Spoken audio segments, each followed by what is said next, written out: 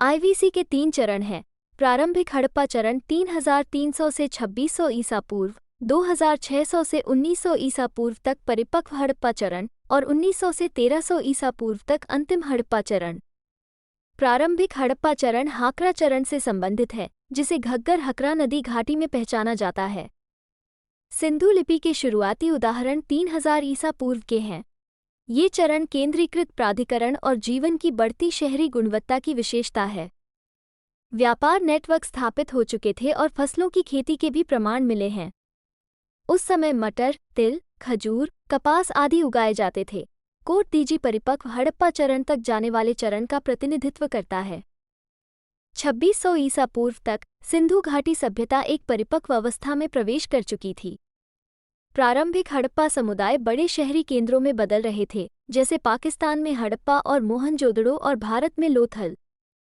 माना जाता है कि सिंधु नदी घाटी सभ्यता के क्रमिक पतन के संकेत 1800 ईसा पूर्व के आसपास शुरू हुए थे और 1700 ईसा पूर्व तक अधिकांश शहरों को छोड़ दिया गया। हालांकि इसमें प्राचीन सिंधु घाटी सभ्यता के विभिन्न तत्व देखे जा सकते हैं। बाद की संस्कृति कृषि ऊपर बात करते हैं हड़प्पा के गांव, जो अधिकतर बाढ़ के मैदानों के पास। हालांकि इसमें प्राचीन सिंधु घाटी सभ्यता के विभिन्न तत्व देखे जा सकते हैं। बाद की संस्कृति कृषि ऊपर बात करते हैं हड़प्पा के गांव, जो अधिकतर बाढ़ के मैदानों के पास स्थित थे, पर्याप्त खाद्यान्न पैदा करते थे। गेहूं, जौ, राई, मटर, तिल, मसूर, चना और सरसों का उत्पादन होता था।